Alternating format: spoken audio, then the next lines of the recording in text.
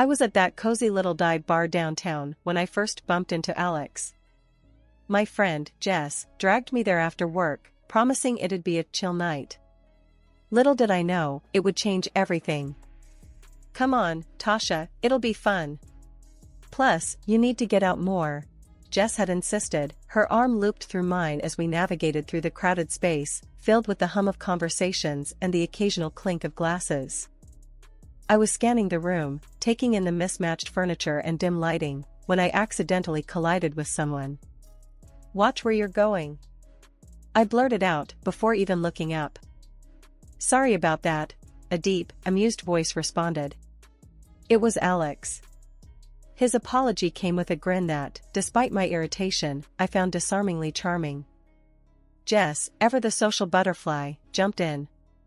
"Oh, hey Alex. Didn't know you hung out here too. This is my friend I've been telling you about." Alex extended his hand, still smiling. "Nice to meet you, I'm Alex. Seems like fate's got a funny way of introducing us." I shook his hand, feeling a weird mix of annoyance and curiosity. "I'm Tasha. I'm sure fate's got better things to do," I retorted, trying to match his casual demeanor. We found a table, and the night unfolded with laughter and stories. Alex worked as a manager at a car company, a job that seemed to suit his confident, easygoing nature. "You gotta roll with the punches, you know? Can't let the small stuff get you down," he said at one point, shrugging off a question about work stress. I talked about my job as a kindergarten teacher, how every day was a mix of chaos and joy. Kids are brutally honest, no filters whatsoever.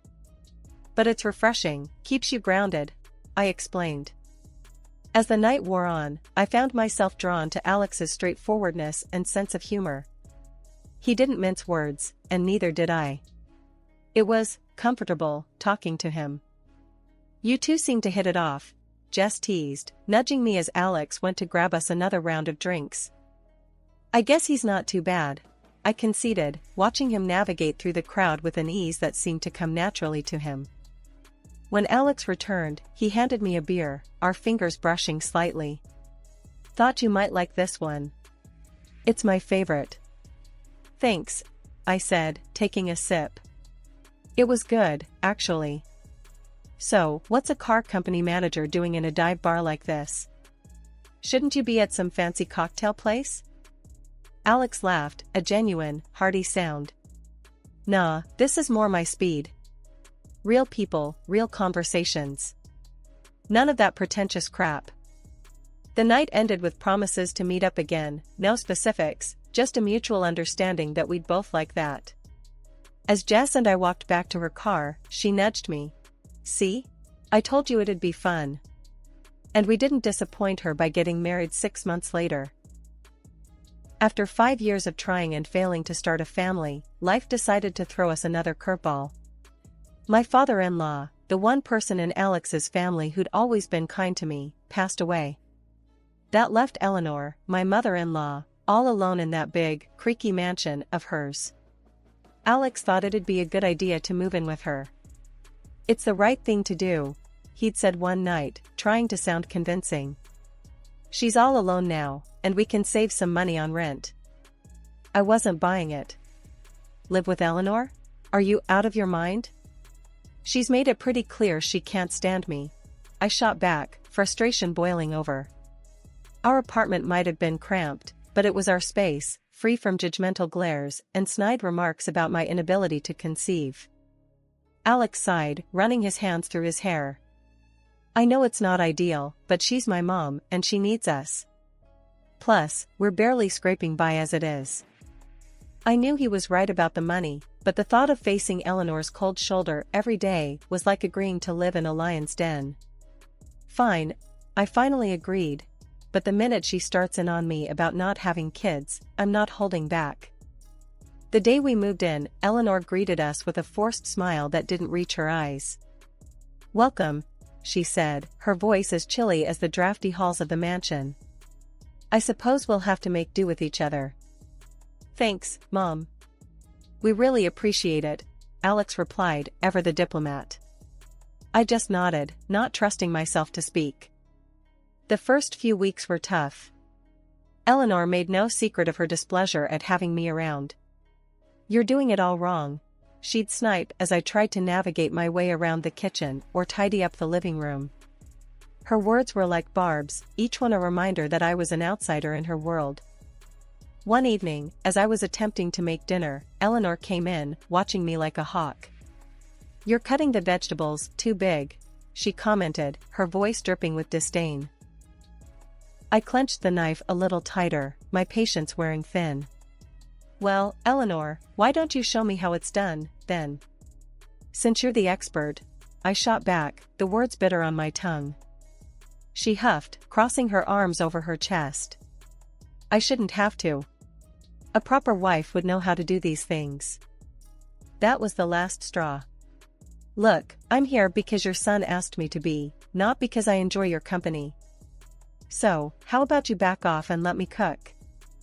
Eleanor looked taken aback, her mouth opening and closing like a fish out of water. For a moment, I thought she might actually apologize, but then she turned on her heel and left the kitchen, muttering something about ungrateful children.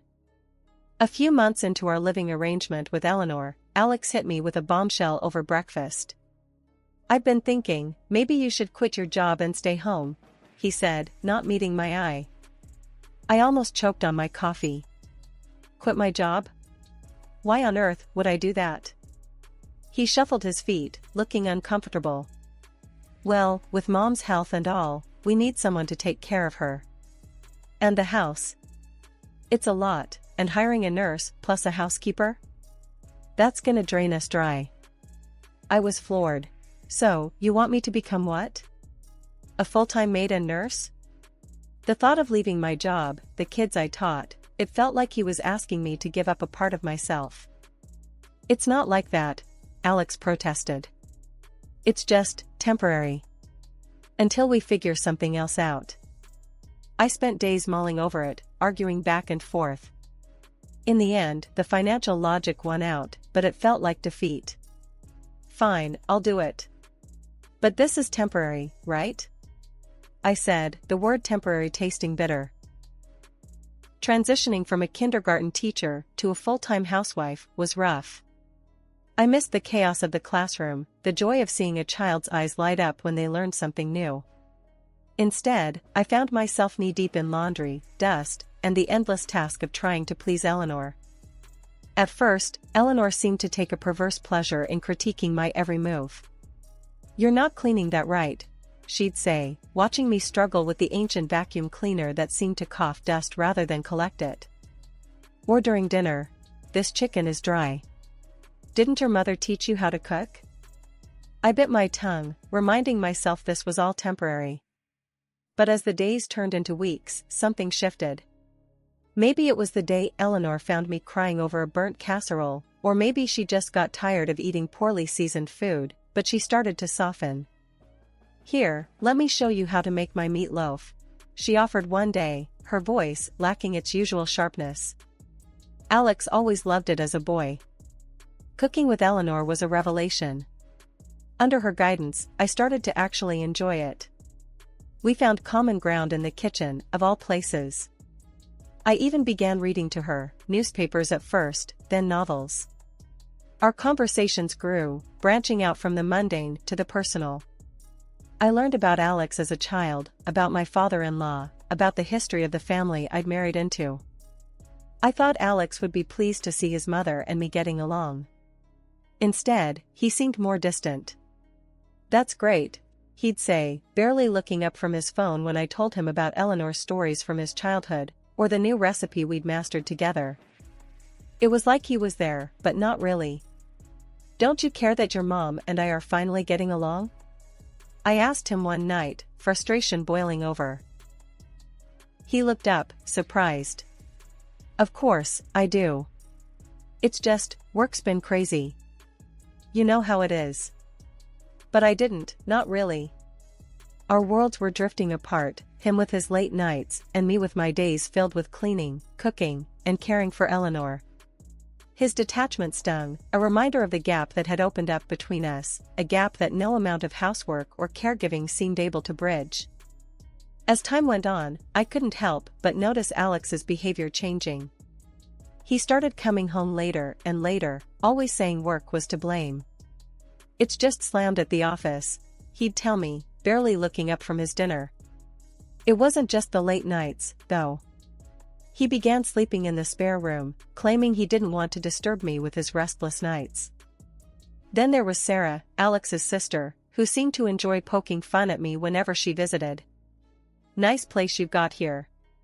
Fits you perfectly, old and kinda sad," she'd say with a snicker, glancing around the mansion with disdain.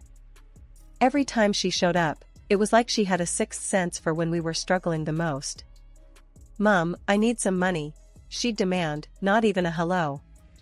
And like clockwork, Eleanor would open her purse, no questions asked. Eleanor's health was on a steady decline, and one day, it hit a new low. She couldn't even get herself into the bath. She called for Sarah, who was over at the time, but all she got was a cold shoulder. "I'm not here to bathe you, Mother." "Figure it out," Sarah snapped, before storming out. Hearing the hurt in Eleanor's voice as she cried broke something in me. I found her in her room, tears streaming down her face. "I'll help you," I said softly, putting aside the years of tension between us. From that day on, our relationship took a turn I never expected. She started opening up, treating me more like a daughter than an unwanted guest. Amidst all this, Alex dropped another bombshell: he'd bought an apartment near his work. "It's easier with the late hours. Saves me the commute," he explained one evening, almost as an afterthought. Curious, I asked to see it. "Can I visit? Just to see where you're staying?" His reaction was swift and sharp. "It's just a basic place, nothing to see. Not a museum." The real kicker came from Eleanor, of all people. One quiet afternoon, she pulled me aside, her voice barely above a whisper. "He bought that apartment with my money. Put it in my name, too. Even the utility bills come out of my account." I was stunned. How had things gotten to this point? The man I gave up my career for was leading a double life funded by his mother. And here I was, caught in the middle of a family I was trying to fit into, now bound by secrets and lies. The mansion, once a symbol of decay and neglected history, began its transformation on a chilly morning that promised change. I had spent countless nights researching, planning, and dreaming. The thought of Sarah's mocking words spurred me on, igniting a fire within me to prove her wrong. I approached Eleanor with my proposal, armed with sketches and color swatches. "Eleanor, I've been thinking," I started, hesitating only for a moment. "The house, it's beautiful, but it could use some love. What do you say we give it a bit of a facelift?" Eleanor peered at me over her reading glasses, the corners of her mouth twitching. "You want to fix up this old place?" she asked, skepticism woven through her words. "Yes, I think it could really brighten things up. Make it feel more like a home again," I replied, my voice steadier than I felt. To my surprise, Eleanor warmed to the idea. "Well, I suppose it wouldn't hurt to freshen things up a bit. Lord knows it's been ages since anything new happened around here." Encouraged by her agreement, I threw myself into the work. The days blurred into a symphony of paint splatters, wallpaper glue, and the screech of sandpaper against wood. Eleanor would often sit by, watching as I transformed her home, piece by piece. Sometimes, she'd even offer a tip or two, her tone softer, almost nostalgic. Back in my day, we would have chosen a more subdued color. "But I must admit, this brightness brings a certain life to the room," Eleanor commented one afternoon as I stepped back to admire the newly painted living room walls. Eleanor couldn't hide her delight. She started inviting her old friends over, showing off the renovations with a pride I hadn't seen in her before. "Look what my daughter has done," she'd boast, her arm around me. It was the first time she'd ever referred to me that way in public, and it warmed my heart. Alex, however, was less than pleased. On one of his rare visits from his apartment, he walked around the house with a frown, inspecting my handiwork like a disapproving inspector. "What have you done to my house?" he finally exploded, anger in his voice. You think you can just take over? Before I could respond, Eleanor intervened. This is still my house, and I say it's never looked better. She's done what none of us bothered to do for years, she declared, her voice sharp, leaving no room for argument. Alex's anger faltered under his mother's gaze, and without another word, he turned and left, the echo of his departure hanging heavy in the air. In the silence that followed, Eleanor turned to me, her expression softening. Don't mind him. He doesn't understand. But I do. Thank you. The mansion's transformation was more than just a change of scenery, it was a rebirth, for the house and for us. In repairing its walls, I had somehow begun to mend the fabric of our family, weaving Eleanor and me closer together.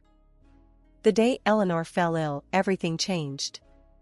The doctors said it was a stroke, and suddenly, the mansion felt more like a tomb than a home. I was there, every day, at the hospital, holding her hand, talking to her even when she couldn't respond. Alex? Sarah? They were nowhere to be seen. It was as if they couldn't be bothered, their own mother lying there, a shadow of her former self. When Eleanor finally came home, it was a bittersweet victory. She was bedridden, a mere whisper of the formidable woman she once was. That's when Alex and Sarah decided to show up, not out of concern, but greed. I overheard them one day, in the drawing room, voices low but greedy. The house should go to me, Alex was saying. I'm the eldest. It only makes sense. Sarah snorted. You think I'm just going to step aside? She promised me the jewelry, the antiques. I've got plans for those. Their mother, their own flesh and blood, was lying helpless, not 10 feet away, and here they were, divvying up her possessions like vultures circling a carcass. Fury boiled inside me. I stormed into the room, unable to hold back. How dare you? She's still here, still fighting, and this is how you honor her? By fighting over her things like she's already gone? They turned to me, surprise and irritation flashing in their eyes. This is family business, Alex snapped. Stay out of it. Sarah just sneered. What would you know about it? You're just the help. But I wasn't just the help. I was the one who stayed by Eleanor's side, the one who cared. So, I did what they couldn't. I took care of her, day and night. I learned how to do the exercises the physiotherapist recommended, gently coaxing her limbs to move. I massaged her stiff muscles, encouraging circulation, whispering encouragement as if my words could heal. And slowly, miraculously, Eleanor began to improve. First, it was a flicker of movement, then a mumbled word. Days turned into weeks, and she started eating on her own, taking shaky steps around her room. Alex and Sarah couldn't hide their disappointment, their greedy plans crumbling as Eleanor regained her strength. I don't understand, Alex muttered one day, watching his mother navigate the hallway with her walker. I thought the doctor said. They underestimated her. I cut in, not bothering to hide my disdain. Seems like you did, too. Eleanor, for her part, seemed to thrive on proving them wrong. With every step, every word, she reclaimed a piece of herself that had been lost to the stroke. And I, who had once felt like an outsider in this family, found a sense of purpose and belonging I hadn't known I was missing. And then the unexpected happened, a second stroke, and Eleanor passed away. The day of the funeral was draped in a somber gray, the sky mourning Eleanor as much as any of us. The service had just ended, the air still thick with grief and whispered condolences, when Alex made his entrance. Not alone, but with a woman clutching his arm and 2 young children in tow. The whispers grew louder, curiosity and shock mingling in the air.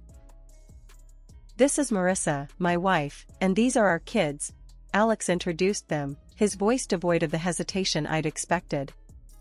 My world, already unsteady from loss, seemed to tilt further. Your wife?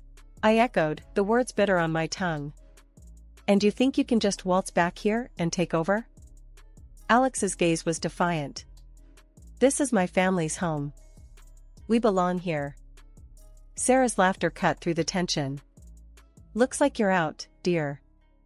Mum's money, the house, it's all going to be properly managed now.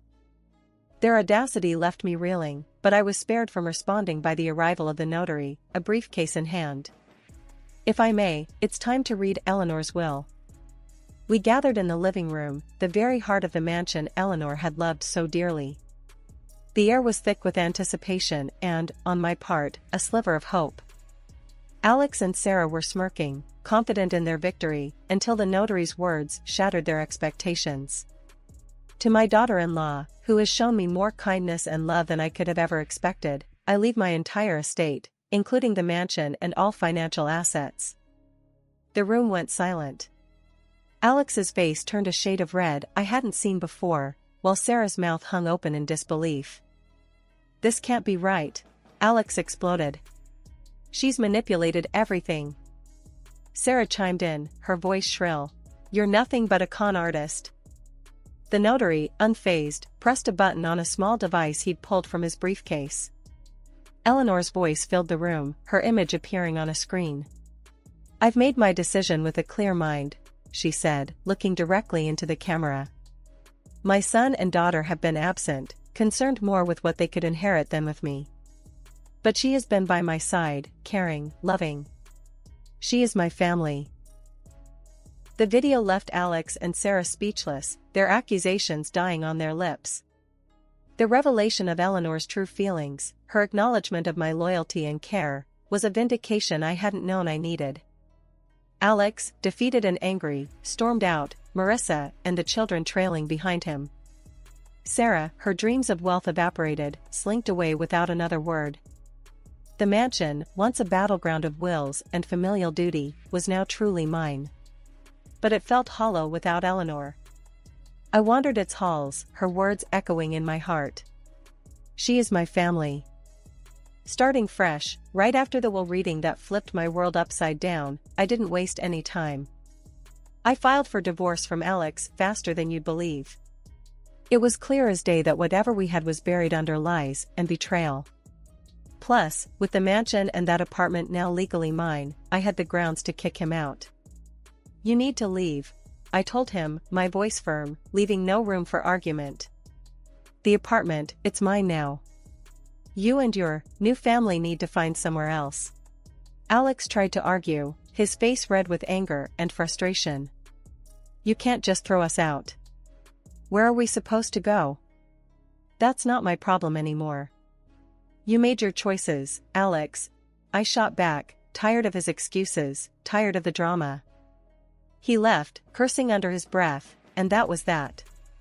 He and his second family started hopping from one rental to another. I heard through the grapevine that it wasn't going well for him, but that piece of news didn't stir anything in me anymore.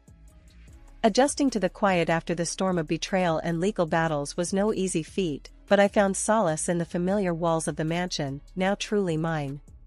It was during one of these quiet afternoons, as I was enjoying a rare moment of peace in the garden, that Sarah showed up, looking more worn down than I'd ever seen her. "Hey," she called out, her voice lacking its usual bite. "Can we talk?" I stood up, brushing the dirt from my hands. "Sure, Sarah. What's on your mind?" She shuffled her feet, looking anywhere but at me. "I'm in a bit of a bind. The debts, they're piling up, and She choked on her words, the bravado that had defined her now gone. I crossed my arms, the weight of her past actions hanging between us. "You're asking me for money." "It's not just for me. I've got nowhere else to turn," she admitted, finally meeting my gaze. The part of me that had endured her laughter, her scorn, wanted to turn her away. But standing there, I realized that holding on to anger would only weigh me down. "Sarah, I can't help you. Not after everything." Her face fell, the last shred of hope vanishing. I get it. I was horrible to you and Mom. I just thought, maybe it's time you faced the consequences of your actions." "Like I had to," I said, not unkindly. "You need to figure this out on your own." She nodded, a resigned acceptance in her posture. "Yeah, I guess I do." Without another word, she turned and walked away, leaving me alone with my thoughts. In the weeks that followed, I threw myself into my work, reconnecting with friends, and slowly rebuilding the life that had been upended. The mansion, once a battleground of familial strife, began to feel like a home again. I found joy in small things, like the way the morning light filtered through the windows or the laughter of friends gathered in the newly renovated kitchen. Alex and his new family, Sarah and her debts, became distant echoes of a life I had once been a part of. In letting go, I found peace and a sense of freedom I hadn't known I was missing.